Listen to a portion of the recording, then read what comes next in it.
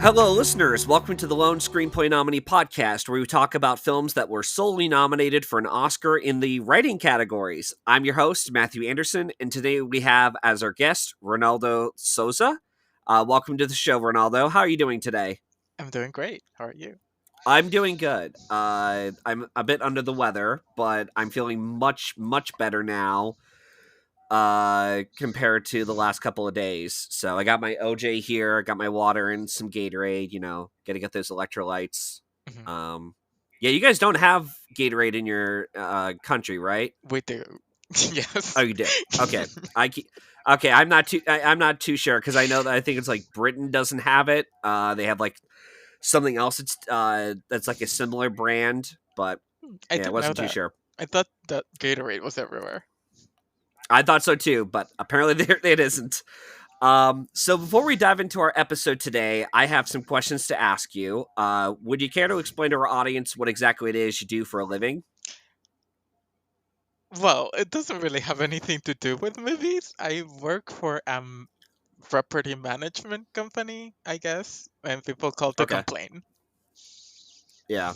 Well, and the reason why I bring the question up is just, like I do with every episode, I try to get, with the audience listening in on this, I try to get, have them understand like where the guest is, in terms of like, are they in the film industry? Do they have like an average job? Well, Do they do what you do? yeah, I do have an average job, and I'm an engineering student about to graduate, thankfully. Okay, nice. Yeah. But yeah, that's cool. And the other question I wanted to ask is, so I think for you, you might be able to answer this better than most people. But let's see where this goes. So it's always tough to ask someone what their favorite film is. So I might as well ask, what's your favorite genre of film?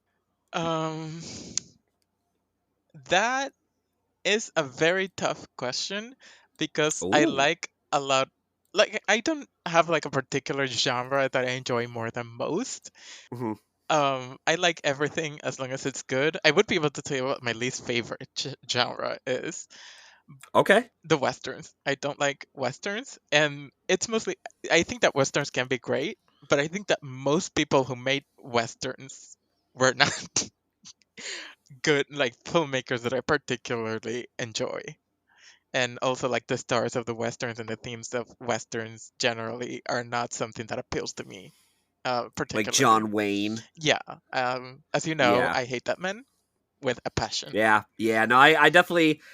Yeah, I think it was right around when you told me that, and then like it might have been like a couple months later or down the road. I can't remember what it was, but I finally saw True Grit with John Wayne in it, and I'm like, yeah, I'm starting to see why Ronaldo doesn't like this guy. Like, obviously, he's a terrible human being. Sorry, But he's John Wayne not a good fans out actor, there. because there are some awful Yeah, people that I think are good. yeah, yeah. That's true. Yeah, it's that's yeah, that's how the business rolls sometimes is, even if they're a piece of shit, sometimes they're like some of the greatest actors of our generation. But that's interesting. Westerns. Real quick though, can you think of any westerns on the top of your head that you surprisingly enjoyed? John Guitar is amazing. One of my favorite movies of all time. Joe Crawford is great. Mercedes McCambridge is also really good, and it's made by Nicholas Ray, a bisexual king, Oh, nice. Okay. who also made Joan Rebel Crawford, Without isn't it? Rebel Without a Cause. Oh, okay. Yeah, And Nicholas Ray. also something that I watched recently. It's not a movie that I love, but I think that Walk on the Wild Side is pretty good. It has Barbara Stanwyck in it. Another Barbara Stanwyck western, The Furies. That's also very good. And yeah, like mostly westerns with women I like. And Yeah. Giant is very good. Oh, I gotta see that. Yeah, one day I'll get around to Giant down the road because I've been meaning to. I think it's especially since I saw Power of the Dog. Oh I've been like yes, I gotta see. I have to see Giant down the road. Yeah, you would consider Power of the Dog a western, yes right? you would, and I also love Okay. that movie. Yeah, that's a great movie. Yeah. Oh God. Yeah, but yeah, no, I'll definitely watch Giant down the road and the other Western with Joan Crawford and directed by Nicholas Ray. Ray. Okay, Nicholas Ray. Yeah, I did see Rebel Without a Cause. I remembered enjoying that a lot. Yeah, it's good. Um, yeah. So, um, yeah. So, without further ado, we're gonna get right into our discussion for May December. This won't be a beat by beat bulletin presentation like you hear on other channels, but we will be discussing major spoilers for our talk. If you haven't seen the film yet and want to hear our full thoughts on it, just watch the film first, which is on Netflix, and come back to hear us talk about it It's on after you're done Netflix with the in movie. the US, not anywhere else. Oh, okay. I wasn't sure. Okay, yeah. So only in the United States, it's Netflix. I don't know how else you're able to watch it elsewhere. Uh, do you have to like rent it or buy it, or Yes. is it on a streaming service? Okay. I think that it's on a streaming service, but it's I think only European. It's something like Canal Plus, something like that. I don't know. But if you're in other there are other ways to watch it, I'll just say. Yeah. No, I got you. No, I hear you. So yeah, before we get into our discussion, I'll just give like a quick production notes on the film itself for the making of. So writer Sammy Birch was inspired by recollections of the 1990s tabloids culture of her youth, particularly the case of Mary Kay Laterno. Laterne. Laterno. Laterno. Okay, thanks for the pronunciation. I wasn't too sure about that. She ended up outlining her first feature script with her husband, Alex Mechanic, and managed to finish the script by Memorial Day, Memorial Day 2019. After the script was complete, Sammy secured herself a manager and landed in a meeting with Jessica Elbaum from Gloria Sanchez Productions, who became a producer on the film. The script also landed in the hands of Natalie Portman, who would also have a hand in producing the film, and passed it along to Todd Haynes, who was taken in by the story and signed on as director. While the story on the page has it set in Camden, Maine, principal photography took place in Savannah, Georgia, and wrapped sometime in November of 2022 after 23 days of shooting. Cinematographer Edward Lockman was supposed to work on this, but bowed out due to a hip injury and was replaced by Christopher Blavet. I believe that's Blavelt, how you pronounce Blavelt. who Okay, thank is you. Kelly Reichardt's regular cinematographer. Yep, I was about to bring that up. That he worked on a handful of Kelly Reichardt's films, like Meek's Cut Off and First Cow. May December had premiered at the 76th Cannes Film Festival on May 20th, 2023. So this was it last year, and it was in competition for the Palme d'Or award. If I'm correct in saying the Palme d'Or award didn't go to May December, it went to Anatomy of a Fall, I believe. Uh, Yes, that is and correct. during the I'm sorry. That is correct. Okay, I wasn't too. Yeah, I forgot to write that insert down. So during the festival itself, Netflix had bought the North American distributing rights for around $11 million, and had shown it on opening night at the 61st New York Film Festival and was shown there on September 29th of that same year. The film itself had a limited theatrical run starting on November 17th and premiered on the streaming service in North America, at least, on Netflix for December 1st. Outside of the lone writing nomination, it got at the Academy Awards, which got Sammy Birch and Alex Mechanic their Academy Award nominations.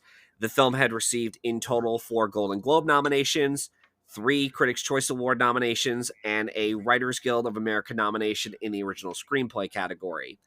As far as what the log line is of the film, Elizabeth Berry, a famous actress, arrives to Savannah, Georgia, to meet and study the life of the controversial Gracie Atherton. Atherton. Thank you, Atherton Yu, who was infamous for the 23-year relationship with her husband Joe Yu, which began when he was 13 years old. So that is the plot synopsis of the film. I wanted to ask you, Ronaldo, because I have a lot of questions I want to ask you regarding not just with the film, but even with this director. You know, there was another film that we were going to do originally, and we might do that when you come back on. We'll see how it goes down the road. But you decided to switch gears and say you want to do this film. Why is it exactly? Well, it's My favorite movie of 2024. Well, sorry, 2023, and Yeah. I love Todd Haynes. When we decided to do this, which you just told me, was it on Friday? It was a few days ago.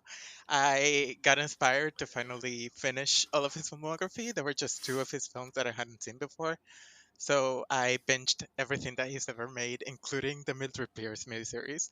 And he's probably my favorite living American filmmaker.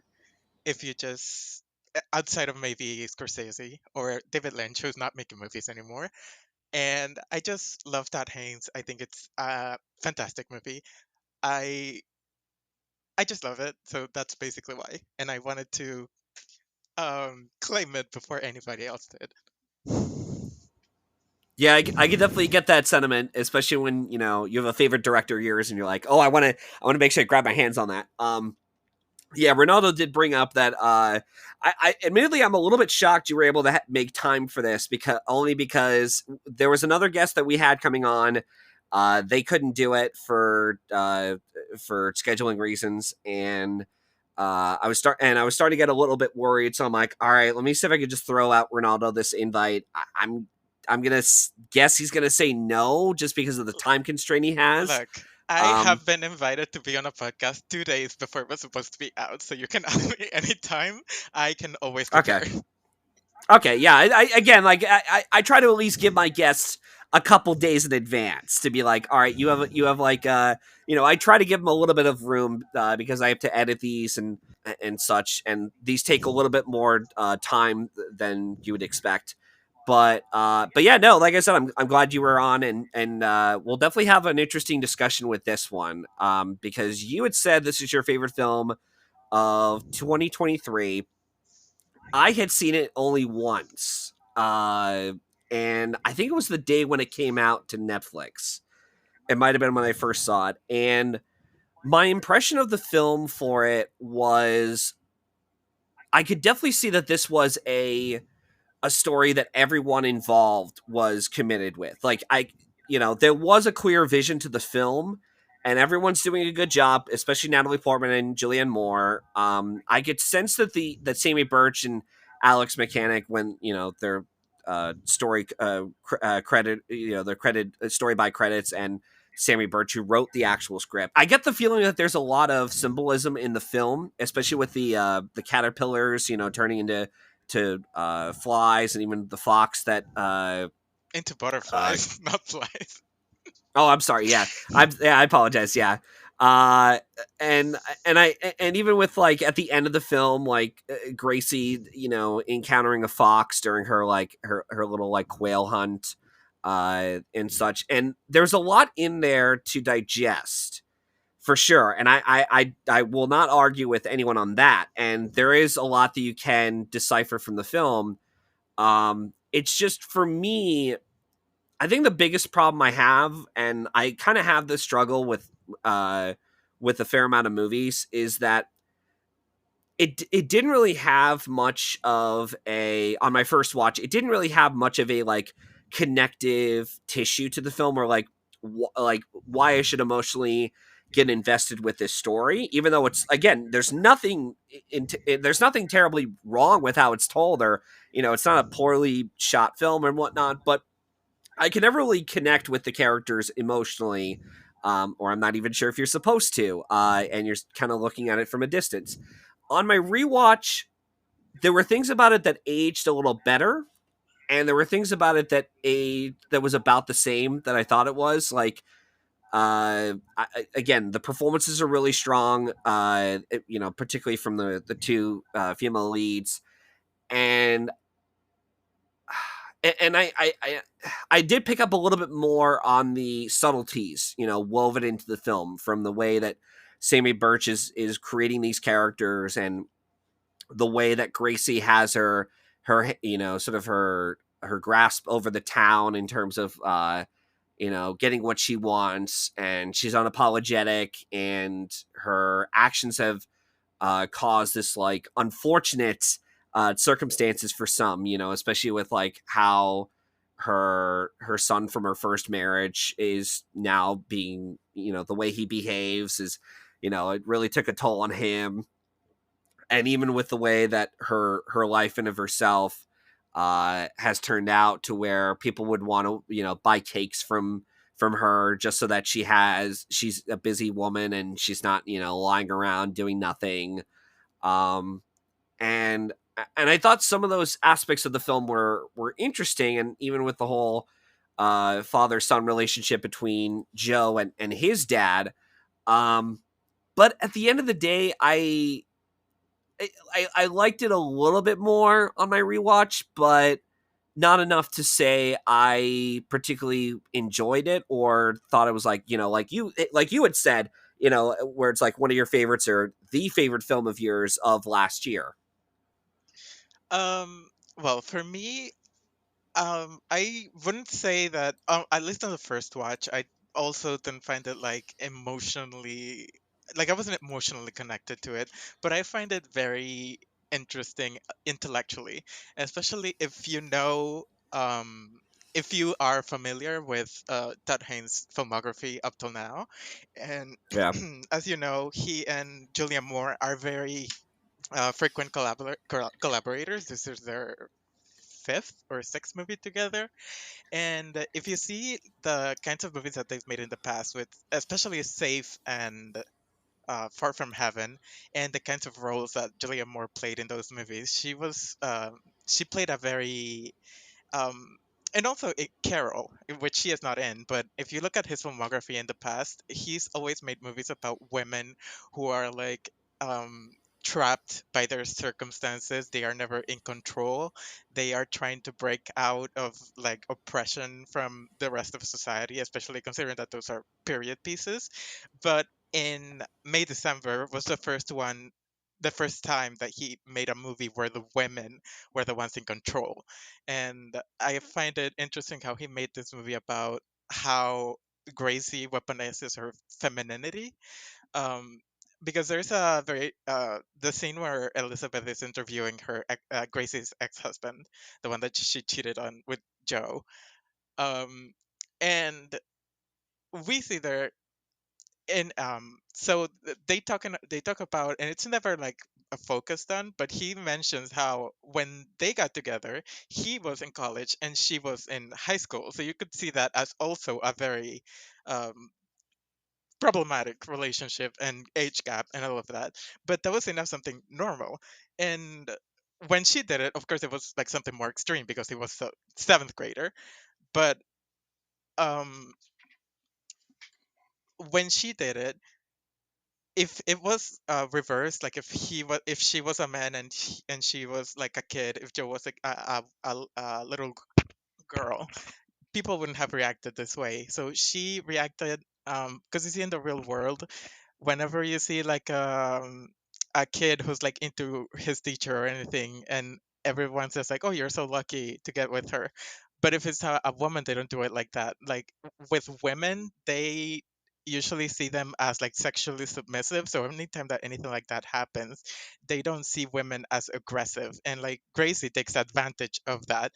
And like the whole reason for Julia Moore doing the lisp that she does in the movie is to make her seem more childlike, and how she always tries to make herself so feminine, and how he was the one in control because he's the man even though he was a child. So uh, that was like a very long way of saying that I like the way that it plays with femininity, and how the ways that women are oppressed in the world can be used as a source of power if you take advantage of it. And yeah. Yeah, that's interesting to hear. Because if I had if I'd gotten more time to sort of prep a bit more for the episode, I probably would have gotten a chance to, watch Carol or Far From Heaven, because this is my first Todd Haynes film I'd seen, and I would like to see his other films because I am curious to see how he is as a director. For me, I guess that was the other thing too, was like this was like a first impression, and it was like I'm it's like I'm not really uncertain as to like whether it's just like the story didn't connect with me emotionally, or just the way that Todd Haynes directs is what I'm kind of at a like what is the reason why I'm not really connected with this story. But that's an interesting point you do bring up, how his other films prior to this had always been women stuck in situations that they're not in control of. Whereas here it's the opposite. You know, the women like Gracie and Elizabeth, they are, well, Gracie in particular, is in control of her situation where, you know, she ends up having an affair with Joe, despite him being 13 years old, and cheats on it and on his husband, on her husband, with this kid. And I didn't, and yeah, I forgot about that, how her first ex was a college student and she was in high school when they were dating. um and it yeah, that I didn't even realize that, actually. I just forgot about it. But yeah, but I'm curious to know what you thought of the other performances in the film, particularly. You know, you talk about Julianne Moore really really liking what she's doing in the film. What were your thoughts on some of the other actors in the film? I think that this is the best use of Natalie Portman in any film that I've seen. I don't know if it's her best performance. It's like definitely up there for me. But I think that a lot of the people who don't like Natalie Portman, they say that they don't like her because she comes off as very forced and like not very sincere, like she's not believable as a real person. And I think that that's used to great effect in this movie because Elizabeth is a character that's always performing, and like she is very fake. So like that artificiality that Natalie Portman has, that she's never like, she's not a very naturalistic performer, and I think that that aspect of it really helps in this movie, uh, because she's just very a very insincere person, and you can see it like from the very beginning of the movie when so a line, just all of her line readings from the, like there's that scene near the end of the movie when she's having dinner with the family, and they and yeah, when her Gracie's other family from her previous marriage comes, and then as they're about to leave, like one of them tells her like, oh, I'm such a big fan of Noah's Ark, and she's like, oh, that means the world. It's like so fake and so obviously fake, Yeah, and like all of her line readings are like that, and since the beginning when she meets the people at the party at first, she's always so fake, and then I like seeing like the ways that she's always trying to imitate Gracie, and not just, well, we're talking about the screenplay mostly, and there are yeah. something that I find interesting in how some lines are repeated, like in the same when they're buying the dresses for the graduation, and she's telling her like, "Oh, I understand why you'll be attracted to your ex-husband because it was like a very attractive man." And Grace is like, "Precisely." And then when Elizabeth is doing the talk at the school, the very awkward talk about sex scenes, which is really funny, and that's something else I love about this movie. I find it really funny, which apparently you didn't. But It's, uh, just well, to go finish, ahead. there's that when she finishes the talk at the end, someone asked her a question. I don't remember exactly what it was, but she says precisely too, like the way that she's taken these aspects of the way that Gracie acts and starts incorporating them into her life for the method. She's like a method actress, and yeah, I thought she was great. Yeah, she's good. Yeah, and the question was, you know, like why would they, you know, I think it was like one of the daughters, who was, I'm looking, I think it was it was one of the twins Mary. who had asked, yeah, Mary, okay, who had asked her at the acting course or class, you know, why would you want to take on a, you know, such a bad characters, you know? And then she explains about how they're all complex characters, and someone said, you know, like Tony Soprano, and she says precisely. Yeah, and Yes. and something else, another line reading that I love is when they're when she's at the party in the first scene when she meets Gracie, and then Gracie's friend Rhonda starts talking to her and saying how, oh, you have to be kind, and they're like good people, and then they're bringing up this all this up again, and then she's like, and they ask her like, oh, why are you so interested in making this movie? And she's like, it's such a complex human story. Yeah.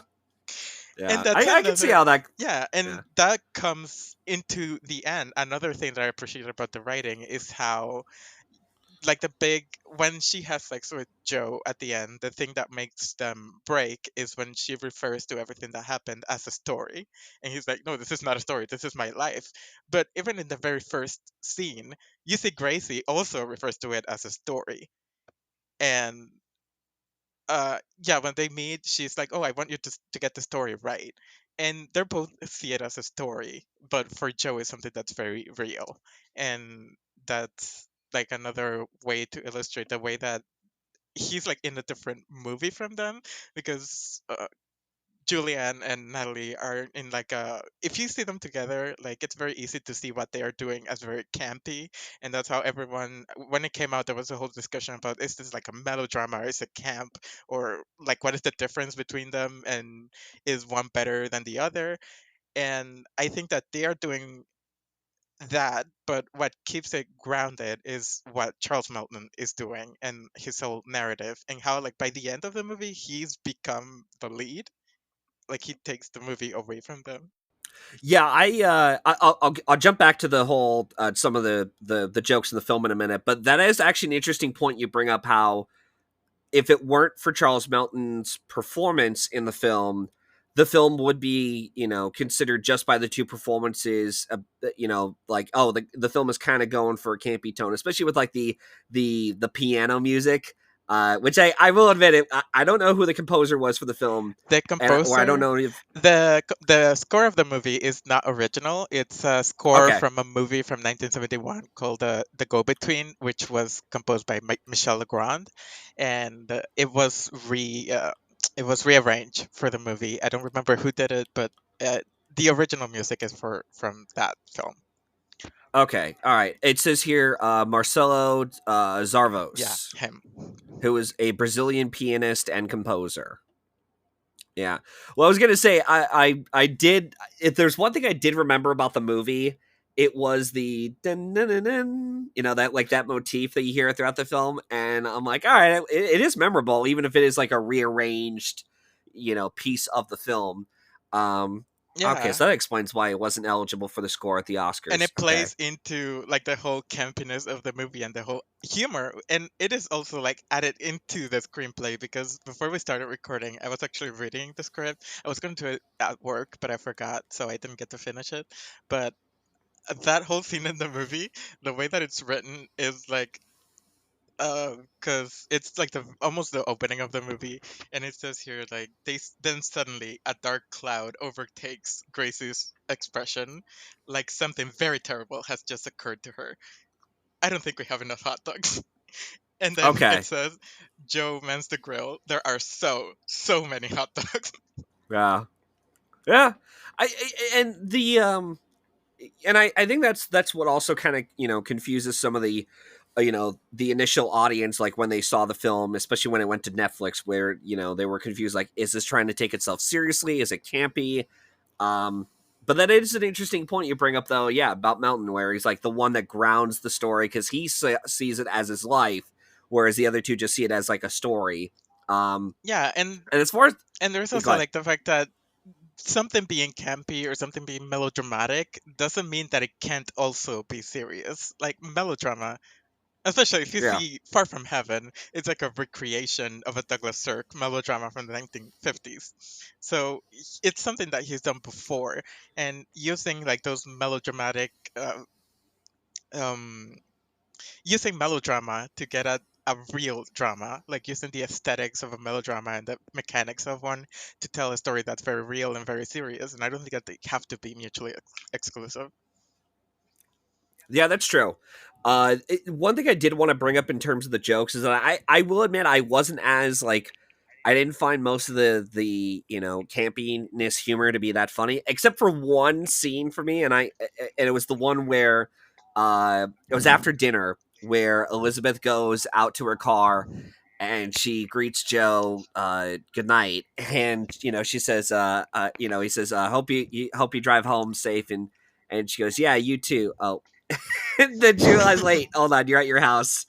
I'm like, all right, that's actually pretty funny. Because we always have those like weird interactions with people, especially when you're greeting them goodbye or whatnot. And I thought, yeah, that actually, and it works within the scene too, because there's also a bit of that tension between Joe and Elizabeth since they first met, and it led up all the way to the end of the film.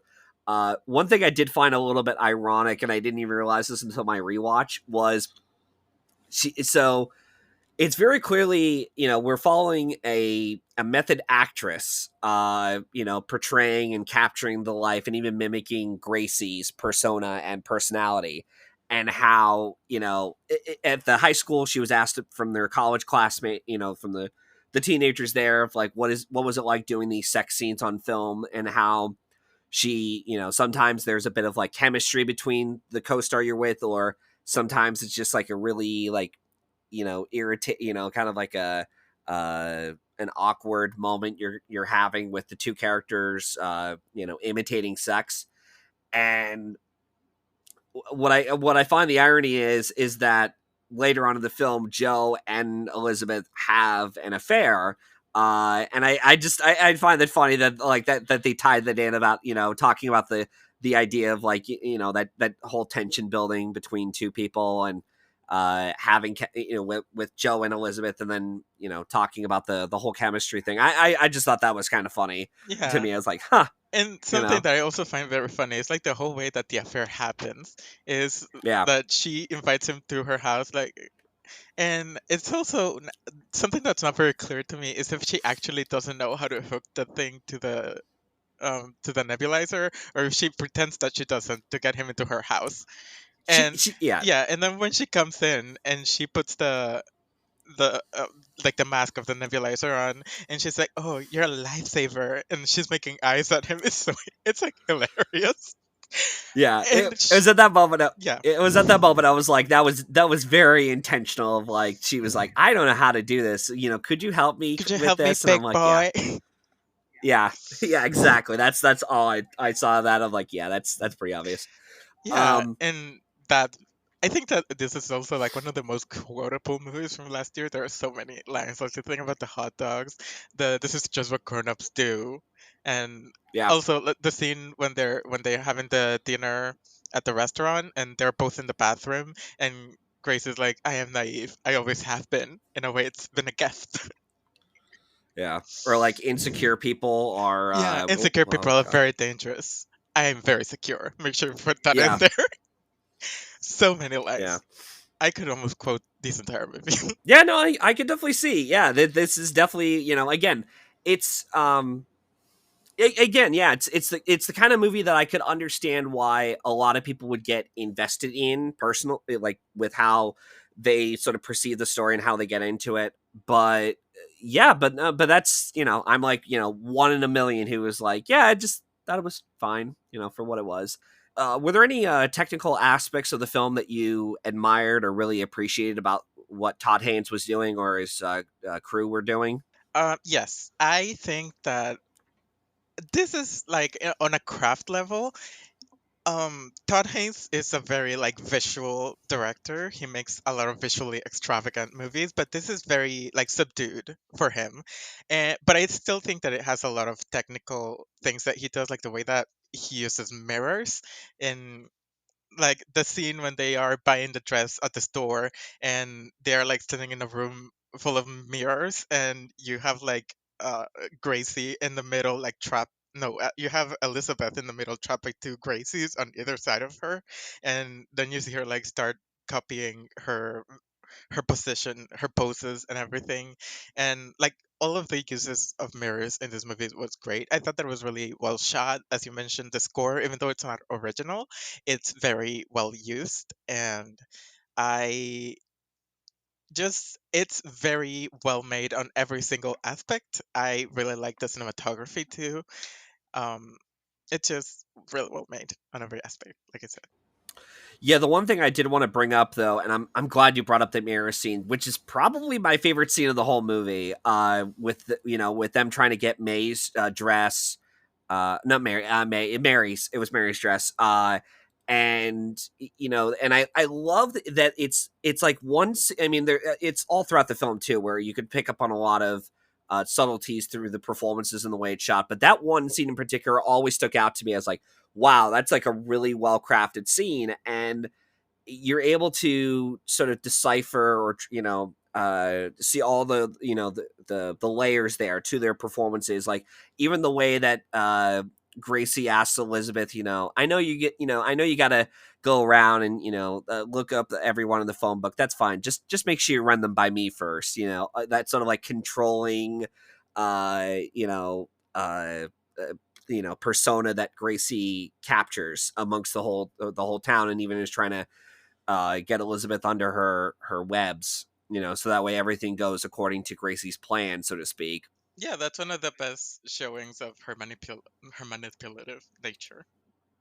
Oh yeah, without ever overstating it or overemphasizing it visually. And what I also like too is that throughout the whole scene, even on my first watch, I always thought to myself, what does Mary even think of this? Even though she's coming out of the dressing room all happy and smiling, and I'm like, God, I really feel bad for this kid, especially with you know the Elizabeth and Gracie are interacting with each other, this whole situation that went down, with Gracie and Joe, and when they met, and and all that stuff. And I always wondered to myself, what's going on in Mary's mind?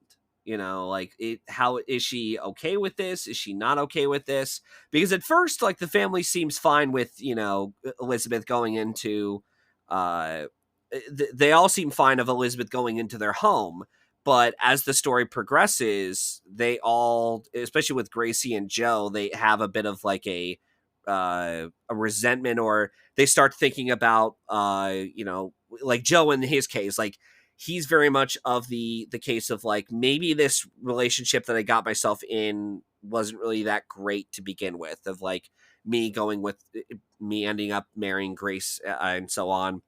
Um and I thought that was an interesting aspect to the film, even with the one line with, as you said, with the whole manipulation for Grace. It was she talks about the Mary's potential dress, of like, oh, I love how you're showing your Yeah, arms, like you're it's so very, it's not. brave. Yeah, I you're would never so. have been able to do that. You're so brave. You're a modern woman.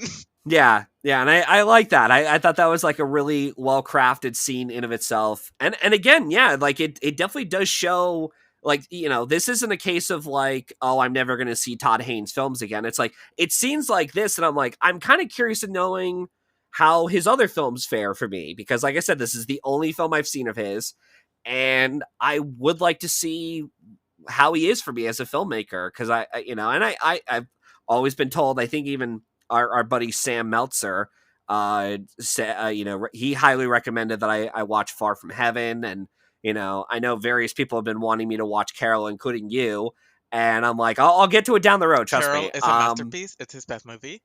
In Oh, a nice. career full of of masterpieces, I love Carol. I love Her from Heaven.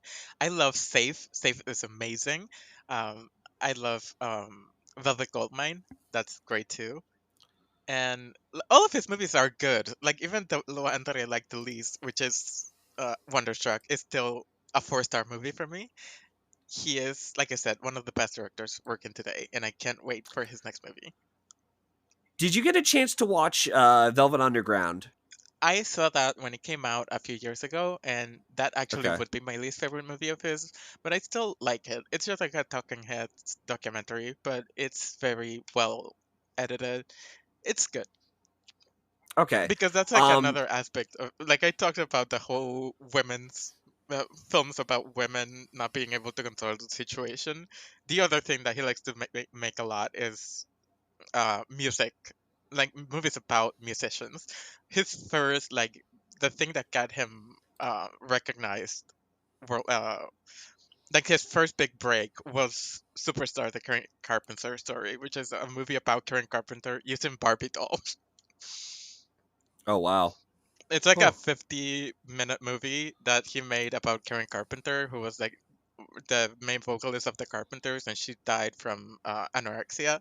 And he made like a movie about her and her issues with anorexia, and then her dying from it using Barbies. And if you see, I don't remember where it was exactly, but Greta Gerwig last year told him like, "Oh, thank you for making the original Barbie movie." And Yeah. then Mattel and the Karen Carpenter estate sued him, so Superstar is not um cannot be legally shown publicly anywhere. But it's on YouTube if you want to watch it. Okay. All right. I'll put it down on my list. All right. Yeah, it's only okay, yeah, it's not too long. All right. But yeah, no, I would be interested in seeing more of Todd Haynes' films as a director. I'm the one other question I did want to ask, since you're the Todd Haynes aficionado of the two of us. Assuming again, you've already said before that you've seen all of his films or most of his All of feature them. films. Okay, all of them. Has he changed as a storyteller from when he started off with his feature film Poison to where he is in May December? I don't know if I would say that he has changed. He has always had like things that he is interested in, and he's been able to explore them in different ways. Like his first made movie Poison is like his first feature Poison is like a horror film in a way. It's like an anthology that has all these different stories, and that one I would say after that he changed into Safe, which is also like kind of a horror movie about like a woman who starts getting sick out of nowhere, and then she thinks that she has like this chemical allergies, and it was also like Julianne Moore's first lead role in a movie. Well, not her first lead role, but it's like like her big break. Because after Or that, Breakout? yeah, her breakout role, Yeah. and yeah, she's. I don't think that he has changed much. I think that he has evolved in that his craft has gotten better, and he has found a lot of interesting ways to explore the themes that he's interested in, which I don't think have changed much since the beginning. Well, that's good, because you see a lot of directors over the years that have changed for the worse, where they're able to go to different stories, but they're able to like they're telling either different stories that they're like, wow, like you kind of lost your way as a filmmaker from what you start off as like an interesting filmmaker, or in the case of like, I don't know, like pick any director out there who just keeps telling the same ideas and stories over and over again, but there's not any like interesting nuance or complexities added to each film that stand out from each other. Like you mentioned before, Scorsese, he could have easily done every other gangster genre in the book, but when he does those gangster films, they're different enough from each other to stand on their own. Like Killers of the Flower Moon, and like organized crime with like Wolf of Wall Street, Casino, Goodfellas. That like they're all there's essentially telling similar themes and ideas, but they're all told in different ways, and communicating them in different, you know, uh, uh, films, I should say. But you get what I mean, right? Yeah, and Yeah. yeah, like that's why all his movies are very different. They may explore like similar themes, but they are very different, at least stylistically.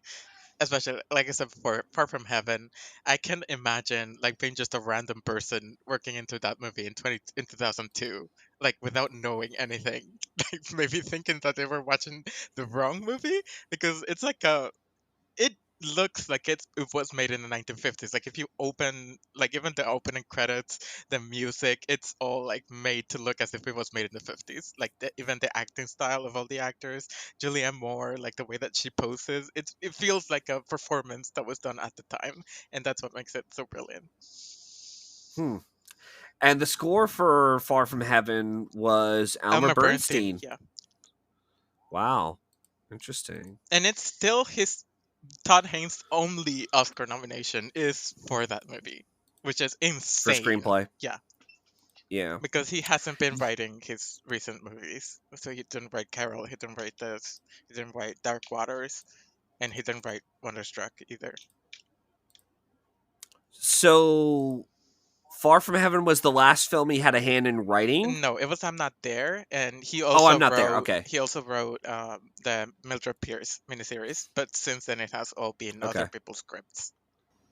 Wow. Okay, that is interesting. Holy crap. Wow. I mean I always knew he had his only Oscar nomination, and believe me, I've heard this for years on the internet of like, especially ever since Carol, where it's like, why the fuck didn't Todd Haynes get nominated for directing Carol? He Like, he should have was, won. responsible for the film. Um and yeah, like I always knew it's like, yeah, he only has one Oscar nomination, but like, yeah, it's weird. Yeah, he's never, for feature films, he hasn't written anything since I'm Not There, Yeah, which but he's is. writing the next one that he's doing with Joaquin Phoenix. Oh, nice. Joaquin Phoenix. All right. Yeah. All right. Well, that's one way for me to be like, all right, sold. I'm in. Let's see how it turns out. But yeah, any other thoughts you have on the film, May December, before we move into our awards conversation? Well, I did take notes when I was watching yesterday, so let me see if there was anything else that I wanted to say. Um, Sure. Oh, I think that I really like the scenes where, like, as I was saying, Gracie uses her femininity as a weapon to like protect herself and make people think that she's like so innocent, and like how she doesn't know what she's doing. Because in the scene where Elizabeth is talking to the lawyer and he talks about her, he says like, "Oh, she didn't know that she'd done anything wrong. She was living in this fantasy world. She was saying like, oh, we just fell in love, and he was a man." Or whatever. But like she does know what she's doing, and she just fools everyone by acting so innocently. And there are like moments where that innocence drops, like the first dinner that they're having together, when they're just having like conversations, and then Elizabeth asks her like, "Oh, what were you doing?" I don't remember exactly what it was that she asked, and she's like, "Oh, how's that relevant?" Yeah. And then she's like, "Oh, Or from my understanding is that the movie takes place from this year to this year, so why would you have to know about that?" And then when even with, yeah. yeah, when Go Elizabeth ahead. answers and she goes like, "Mm-hmm." Yeah. Or even with the way that oh god, where she cries about how one of her cake customers said they stopped ordering, like they're willing to pay for the cake but they're not willing to accept it or take any more orders, and she cries into Joe's Yeah, arms, like how another she cries. ridiculous scene, which that's I think part of why I appreciate Todd Haynes' direction so much, because this movie could have been so ridiculous and over the top. Like he manages Yeah. a way to handle the tone so that it never goes too far in what direction. And I think that Julianne Moore and Chris and Charles Melton and Natalie Portman are all doing so much different, so many different things that they feel like they are in a different movie from each other, but they never like crash. Like they all blend together in a really good way, and I think that that's a credit to him and how he manages to handle everything. Yeah, this definitely is like this could have been a case where they could have easily fumbled the ball if it had been in lesser hands, to establish that sort of tone throughout the film. And as we said before, we do also have to credit Sammy Birch and Alex Mechanic for crafting the story, and for Sammy coming up with that screenplay. It's unfortunate that her next feature film, Coyote versus Acme, is currently unreleased, and we have no clear idea if that's even going to get released at all, or if it's just going to get thrown into the trash bin and be used as a tax write-off. But hopefully this Oscar nomination was able to get her and Alex, more work, and it isn't just a like, one-off film. Because I would like to see her write more films down the road, and I am curious to see what she does next. Like I am with most screenwriters and directors. Yeah, But yeah, but yeah, no, but yeah, no. Like I said, I yeah, I pretty much said what I said before. I respect the movie. I think there's nothing inherently wrong with the movie. Like there's nothing inherently that I would change, except for maybe find a way for me to connect, like to get into the story. Because if there was one piece or something about the story that I can connect or sort of get into, like, sort of unlock that key and be like, unlock the door with the key, and it's like, oh, now I get it. Okay, now I can get into the story. I could probably be on board with like everyone else is, especially with you, Ronaldo. But as is, it's you know, Yeah. it's fine for me. Yeah, I get But it. And also, like, one yeah, last line reading that I love is Natalie Portman again being really bitchy when she's talking to Julian's ex-husband, and he's talking about like when he found out about the whole thing when the police came and they were found in their room, and he's talking about how he felt like he came out of nowhere and he felt like his life was so good up to that point, and then Natalie is just like, oh, that must have been really hard. yeah. Oh boy. Oh, and like she's just so funny. Like I'm okay with this movie being a comedy at the Globes because there's the scene when she goes to the pet store where they used to have sex, and she's just like pretending to have sex with the air and no one, and then she just like Yeah, laughs Jesus. at the screen. It's like Yeah, you could make a version of this movie that's like a screwball comedy. I don't know. yeah. Or just make it really like unfunny, and it's Yeah. like, ooh, look how funny we are. It's like, come on. And I think that something that, like, the last thing that I want to say is that the way that the movie is made, it makes you focus on this women so much, and it makes you like so excited about the women, and like the whole melodrama thing gets you like excited about it, and then like the whole thing with Joe is like the way that the media is so like the way that the media handles cases like this, and like the whole commentary about making a movie about these real things and you trying to understand what really happened but you're not really able to, and like that's the big problem with making movies about real stories.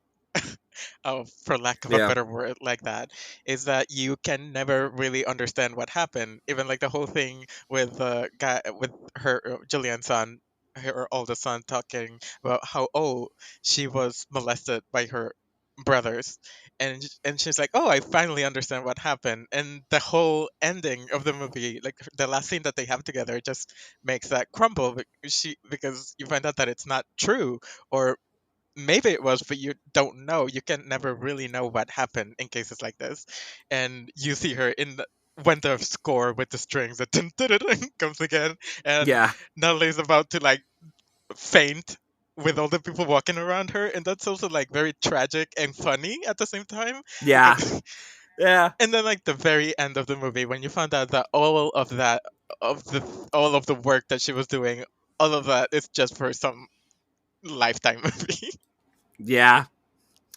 Yeah, and it's the kind of movie that the Academy Awards would cater to and be like, here's your accolades. Look at how brave you're doing this shit. And it's like the most bullshit, safe ass movie there is. Not in terms of May December. No, no, no. The movie that they're making in the film. I meant to say. Uh, Speaking of which, though, there was actually one other question I had to ask for you. Is this technically the first comedy that Todd Haynes has directed First for film? comedy, I would say, um, looking back, it might be. Yeah. Oh wow, huh? I think that there has been like funny moments in some of his movies, like especially in Poison. I think Poison Yeah. is the closest thing that he has made to one, and that was his first one. Oh, and he also made a short that's called Dottie Got Spanked, and that's a comedy too. But outside of that, I don't think no. Hmm. Interesting. Yeah, I do wonder if part of that reason why he wanted to do this was like, oh, all right, let me get my dark comedic chops here. And again, as we keep iterating throughout the whole podcast so far, where it's like balancing that tone of like campiness and serious tone. Uh, They're not mutually yeah, exclusive. Both can be right. yeah. If you have a good enough script and a good enough director who can balance that out perfectly, it's possible to do, have a movie be both comedic and serious. Yeah. It's just that a lot of movies fail to do that because they don't have that good enough script or, you know, that good visionary director that they need. So, um, yeah.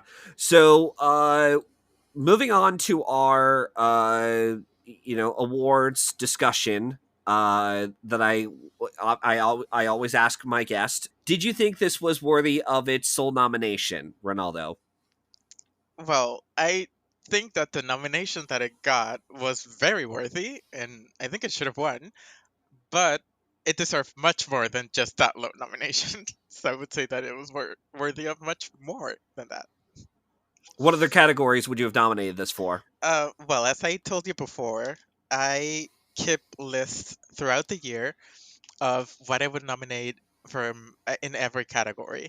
And I have lists for this for every year that the Oscars have been a thing. I follow Oscar eligibility, so only movies that were eligible. I look at the rules of the Academy and only pick things that would have been able to be picked. Like in international film, I can only pick from the submissions of the countries. So I have lists like that. And in that, I have May December nominated for Best Picture and Best Director, and I have Natalie Portman in Best Actress. I think that Charles Melton is a lead, and I have him in lead actor. And I have Julianne Moore nominated, and she's better than every single person in that lineup. Yeah, it's a pretty shit lineup. And I like Jodie Foster, but she's not a lead. She's not supporting either. So, Yeah. and I have it in screenplay, and I think that would be it. In the early years of the Academy, so like the 60s and the 70s, there used to be an adapted score category, and May December would be nominated in that if it still existed. Yeah, it wasn't even eligible for the score. No, And yet understandably, they but yeah. yeah, and yet they said we'll let John Williams in for Dial of Destiny, even though like half of it is like pre-existing music, and it's like, what the fuck, I guys? think they have Okay. a rule that it has to be 65% original music for sequels to be eligible. Oh yeah, whatever. Yeah, as for me though, sure, I'm okay that it got in for the lone writing nomination.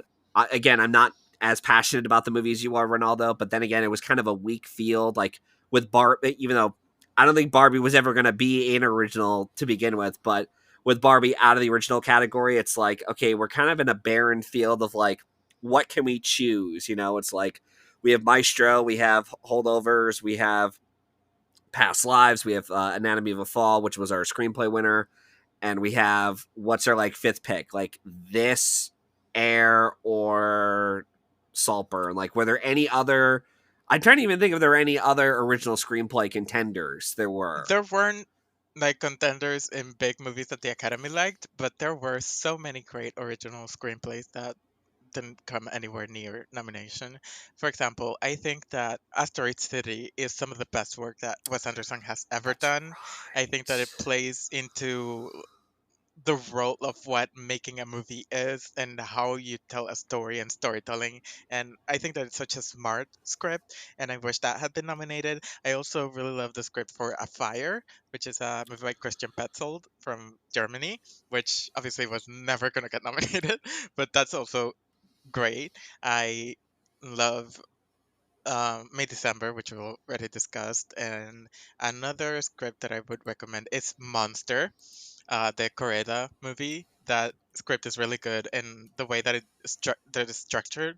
Because I don't know if you've seen Rashomon, but it's like that in that there's like three, like it's the same story told three times, three different perspectives, and you see, um, so it's about like these two kids who one who at the beginning you think that one of them is bullying the other, uh, because one teacher thinks that that's what's happening, but then you see it from different sides and you find out what's happening at the end, and it's a really good movie. So that's what the Academy should have nominated instead. Yeah, Monster was it was Ryuichi Sakamoto's final score he Yeah, had done before a he really died. good score too.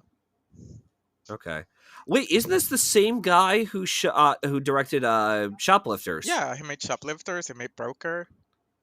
Okay, nice. Yeah, I'll keep an eye on this then. I It mean, it's got to won be a better. it won best Oh screenplay god. at Cannes. Oh nice, awesome. Yeah. Well, I was gonna say it's got to be a better screenplay than fucking Saltburn. Absolutely. God. Even if you like that movie, like the script is the worst is the worst part of it. Yeah, As I I said, cannot I believe. really Oh. like Emerald Fennell as like a visual filmmaker. I think that she has a good eye for visuals and for how to shoot things. But I wish that she directed a movie that was written by someone else. I think that that would be interesting. Yeah, I just. Oh, God. Yeah, I have no idea what the hell happened with Saltburn. And I don't even think it was even like a box office hit. No, okay, yeah, they haven't even reported the budget for Saltburn, so for all we know, it's like it could I have been don't made for think that like it was 10. a box office hit, but it was like culturally successful. Like even got Murder on the Dance Floor to chart in America for the first time ever, which doesn't happen always with movies. And so I think it was a hit with Gen Z. Yeah, I just again, oh god, I really did not like that movie at all. And the script was easily the worst part about it, as you said. So yeah, so like I said, I'm not as high on the film like you are with May December, but at the same time, I'm okay that it got in over Saltburn and Air. I am curious to see Monster down the road though, because I've heard a lot of great things. I mean, even you were praising it, even when we got late into the year, you thought it was great. There was another film.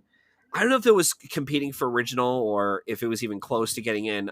Fallen Leaves was another one I Oh think you yes, that's saw. really good too, and it is original. Yeah. Okay. But also, Yeah. I I'll. wouldn't consider that like a writing movie. I think that there isn't that much dialogue in it. It's a really good movie. I liked it a lot. I recommend it. Okay. Oh, it's under 90 minutes. Okay. Yeah, All right. I'll put it on my it's like watch list. this rom com about two working class people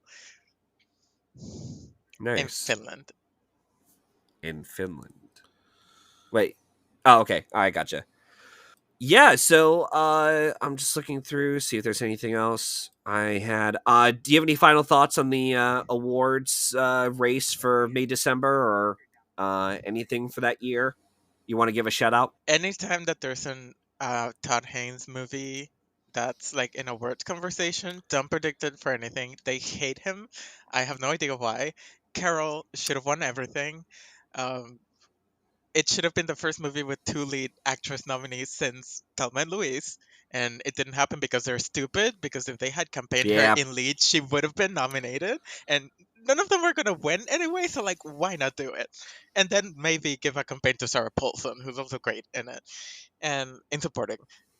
And yeah, like all of his movies are great, and the Academy is just they're gonna end up giving him like an honorary Oscar when he's like 75 or something, and they're gonna get Julianne Moore to present it to him. Yeah, he's 63 years old. Holy crap. Yeah, he and Julianne are almost the same age, I think. Yeah, it's a shame because, I never saw Carol all the way through because I think I started and I never got a chance to finish it because of time constraints. But this was a while ago, though. But ever since he got snubbed for Carol, I've always heard a lot of people be really pissed off that like he got screwed over in sort of that film. I do wonder if that could have made it in on a year of 10, or they would have just said like, nah, we're going for like Inside Out or Straight Outta Compton or Ex Machina for those final two spots. I mean, it did get a lot of nominations. Like it's probably his like that and Far From Heaven are the movies of his like have got most attention. So they were probably like if they were years of 10, they probably would have gotten in. But still, As much as we like to continue and keep going on and on forever, we're not, unfortunately. But I do want to say, Ronaldo, thank you so much for dedicating your time to be here on the show. Before we sign off, is there anything you'd like to plug in to where listeners can follow you after the episode is done? no, I don't write or do anything, but I'm on Twitter. My handle is R Santana 2024, and I'm mostly if you go there these days, I'm mostly just tweeting about how hot Challengers is. Yeah, and obviously, yeah, we're recording this like just as Challengers came out over the weekend, which I still haven't seen. I'll get around to that down the road, and we'll talk off air when I do get around to it. I'll let you know what I think of it. Um, so yeah, as for me, you could follow me and the show through Linktree under @Matthew995, where you can follow along on all my social media accounts, such as Twitter and Letterboxd. On the same site, I provide a link for where you can listen to more episodes of the show.